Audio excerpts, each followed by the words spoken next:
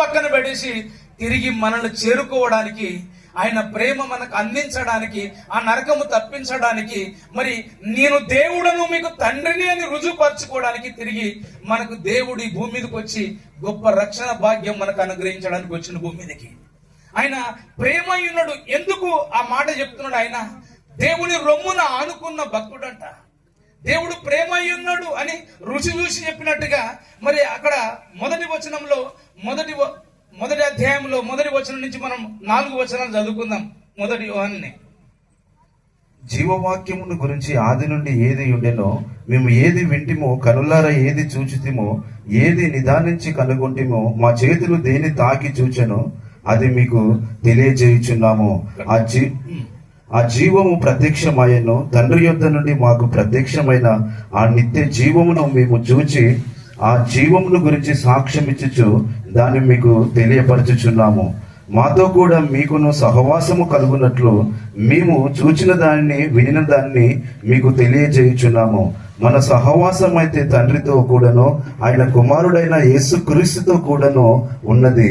మన సంతోషము పరిపూర్ణమగుటకే మేము ఈ సంగతులను వ్రాయిచున్నాము. హల్లెలూయా. ఇక్కడ ఏమంటుండో ఆయన, జీవవాక్యమును కూర్చున్న ఆది నుండి ఏది ఉండెనో, మేమేది వింటిమో, కన్నులార ఏది చూచితిమో, ఏది నిదానించి కనుగొంటిమో, మా చేతులు దేనిని తాకి చూచెనో అది మీకు తెలియజేయుచున్నాము. హల్లెలూయా.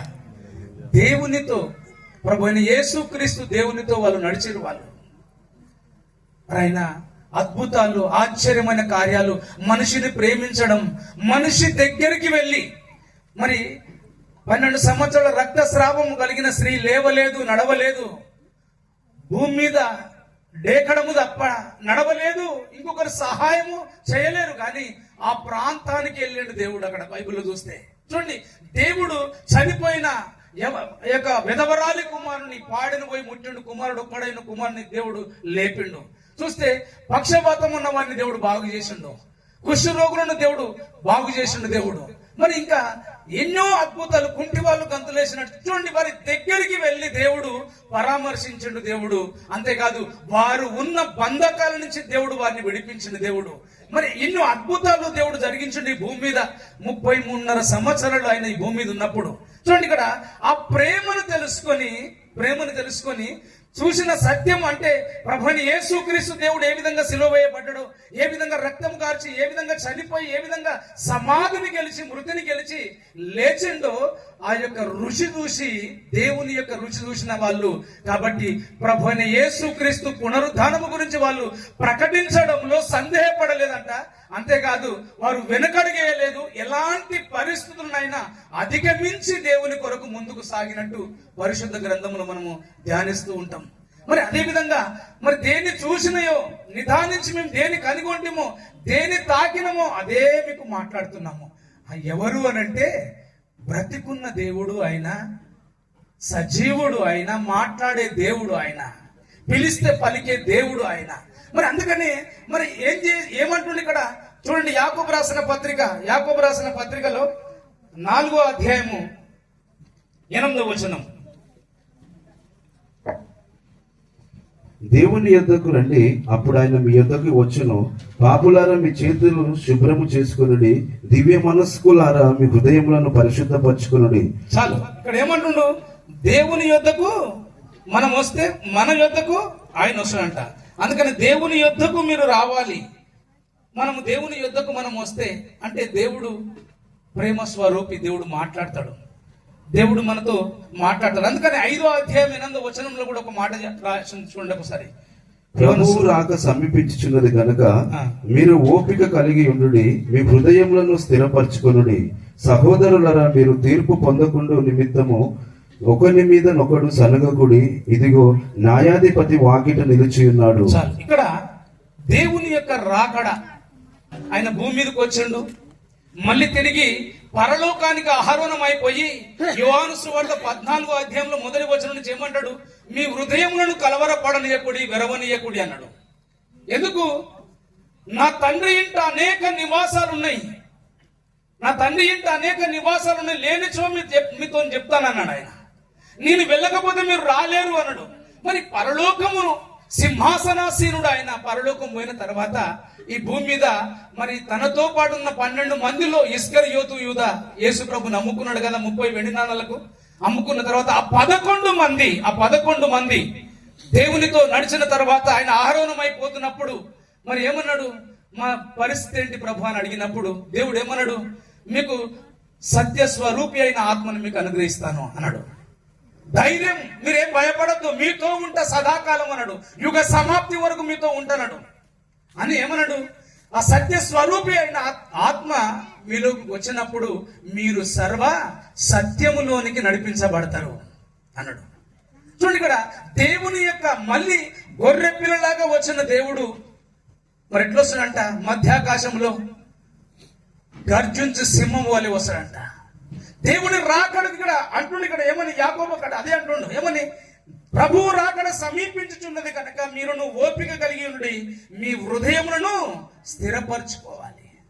దేవుని రాకడ ఎట్లుంటుందో మనము పాత నిబంధనలు ఆదికాండము 6వ అధ్యాయంలో మనం చూస్తే, అదే విధంగా ఆదికాండం 19వ అధ్యాయంలో చూస్తే అక్కడ మనకు చూస్తే యోనా గ్రంథము మనం చూస్తే మనకు అర్థమవుతుంది దేవుని రాకడ. అదే విధంగా లూకా సువార్త 10వ అధ్యాయము 19వ వచనం నుంచి మనం చూస్తే మనకు అర్థమవుతుంది దేవుని యొక్క రాకడలో మరి ఏ విధంగా మనం ఉండాలి. చాలా మంది ఏమనుకుంటున్నారంటే మరి ఇప్పుడున్న ఈ కడవరి దినాలలో, దేవుని రాకడ దినాలలో దేవుని ప్రేమ చల్లారుతుందంట అనేకుల్లోన. ఆ ప్రేమ చల్లారిపోయి నేనేదో చేస్తున్నాను, నేనున్నాను, దేవుని మొక్కుతున్నాను అని వాళ్ళు అనుకుంటారంట. కానీ దేవుడు మెచ్చాలి ఆ జీవితాన్ని. దేవుడు మరి ఏమన్నది, బల నమ్మకమైన దాసుడా, బల నమ్మకమైన దాసురాలా అని చెప్పాలి, దేవుడు మాట్లాడాలి. ఎందుకనంటే మరి ఇదే విధంగా ఇప్పుడు ఎట్లా వచ్చినారో మరి నాంపల్లి అనే ప్రాంతంలో దేవుని సేవ చేస్తున్నప్పుడు అక్కడ మరి నేను ఆరాధనకు పోతున్నప్పుడు మరి అక్కడ ఒక 20 మంది వచ్చారు. వాళ్ళు డోలకులు, వాళ్ళ దగ్గరనే ఉన్న డోలకు కంజర ఉన్నది, బాగా ఉజ్జీవం వస్తుంది. నేను పోతున్నప్పుడు అరే ఏంటి అసలు ఇవన్నీ మోగుతున్నాయి, తంబూర తాళాలు అన్ని మోగుతున్నాయి ఏందని చెప్పి లోపలికి పోయిన తర్వాత వాక్యం అయిపోయిన తర్వాత అడిగిన, కొత్త కనబడుతురు కదా, ఎవరు మీరు, ఎక్కడి నుంచి వచ్చారని అడిగిన. అంటే వాళ్ళు చెప్పిన మాట ఎక్కడ వాళ్ళది, మరి ఆ యొక్క శ్రీశైలం హైవే రోడ్డు ఢిల్లీ, మరి ఆ యొక్క ప్రాంతం నుంచి వచ్చిన మేము సర్కస్ చేస్తాం మేము అని చెప్పారు. వాళ్ళు సర్కస్ చేస్తాము.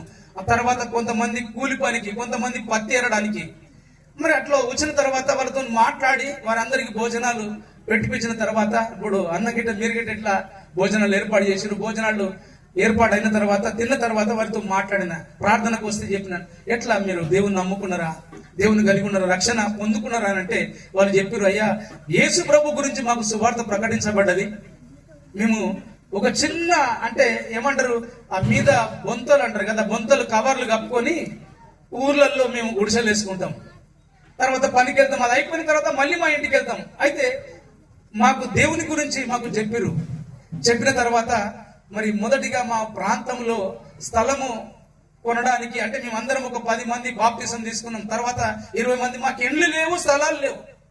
మరి ఎట్లుంది పరిస్థితి అంటే ఇప్పటికి ఉన్నారు వాళ్ళు మరి ఆ యొక్క ఢిల్లీ ప్రాంతంలో. వాళ్ళు ఈ విధంగానే పని చేసుకుని మళ్ళీ వాళ్ళు వెళ్తారు. ఎప్పుడు నవంబర్లో వచ్చారు వాళ్ళు చెప్తున్నారు, నెల రోజుల ముందే మళ్ళీ మేము వెళ్ళి దేవుని పనులన్నీ చూసుకోవాలి అక్కడ. అంటే ఆ మందిరము ఆ యొక్క కలర్లు వేసేది, మా పాస్టర్ గారు వస్తారు, తర్వాత పిలిపిస్తారు, ఇవన్నీ చూసుకునే పనులు మాకు ఉండే అన్నారు. సరే మొదట మీరు ఎట్లా దేవుని నమ్ముకున్నారంటే, మాది బీద పరిస్థితి, ఏమీ లేదు, ఏ పూటకు ఆ పూట మాది, అట్లా బ్రతికినాం మేము. దేవుని నమ్మిన తర్వాత మరి మొదటిగా మేము ఏమనుకున్నాం, మా ఊర్లో మేము చాలా మంది దేవుని నమ్ముకున్నాం కాబట్టి మరి మొదటిగా ఫస్ట్ మనం ఏం చేద్దామంటే, దేవుడు మెల్లిమెల్లిగా మేము బాప్తిసం తీసుకున్న తర్వాత మరి దేవుడు మమ్మల్ని ఆశీర్వదిస్తూ ఉన్నప్పుడు మేమందరం కూడుకొని మాట్లాడుకున్నాం, ఏమని ఇల్లు కట్టుకుందాం, స్థలాలు కొనుక్కుందామని. కొంతమంది మేము ఏమన్నామనంటే, ఇళ్ల స్థలాలు కాదు కానీ ఫస్ట్ చర్చి స్థలం కొందామన్నారంట. అందరూ ఏకీభవించారంట. వాళ్ళు ఏకీభవించిన తర్వాత ఒక మంచి మందిరం కట్టుకున్న తర్వాత అక్కడ పాస్టర్ వస్తుండు, వాక్యం చెప్తున్నాడు, పెద్ద మందిరం కట్టుకున్నారంట. వాళ్ళు కట్టుకున్న తర్వాత వాళ్ళు కట్టిన తర్వాత కొన్నేళ్ల వరకు వాళ్ళు ఆ యొక్క పడదాలు, కవర్లు, తర్వాత మీద బొంతలు, ఎండ ఎక్కువైనప్పుడు ఆ కవర్ హీట్ అవుతుంది కాబట్టి అట్లా ఉన్న తర్వాత వాళ్ళు ప్రార్థన చేస్తున్నారంట, పని చేసుకుంటున్నారు. దేవుడు వారిని ఆశీర్వదించండు. చూడండి, అంటే దేవుని రాకడ గురించి చెప్తూ వాళ్ళు సిద్ధపడి, ఈ రోజు మనం ఇక్కడ ఉన్న మనము కూడా దేవుని రాకడ ఎప్పుడో ఏ సమయమో తెలియదు కానీ రక్షణ మాత్రం ప్రతి ఒక్కరు మనం పొందుకొని ఉండాలి. రక్షణ పొందుకున్న మనము సిద్ధపడి ఉండాలి. ఆ సిద్ధపడిన వారిని అనేకులను సిద్ధపరచాలి. నోహవు ఆ విధంగానే దేవుని కొరకు సిద్ధపడ్డాడు. సిద్ధపడిన తర్వాత అనేకులను సిద్ధపరచడానికి దేవుడు తనతో పాటు అందరికీ అవకాశం ఇచ్చిండు. దేవుడు తనకు చెప్పిన తర్వాత నిందారహితంగా ఉన్నావు అని చెప్పిండు దేవుడు. 6వ అధ్యాయం 8వ వచనములో కదా, దేవుని దృష్టికి మంచిగా ఉన్నాడు, మరి కృప పొందిన వాడైండు. ఆ విధంగా ఓడను కట్టుకో అని చెప్పినప్పుడు ఆ యొక్క పరిస్థితులు ఎన్నేళ్ళు దేవుడు అవకాశం ఇచ్చిండు వారికి. దేవుడు ఏ ఒక్కరు నశించడం ఆయన ఇష్టము కానే కాదు.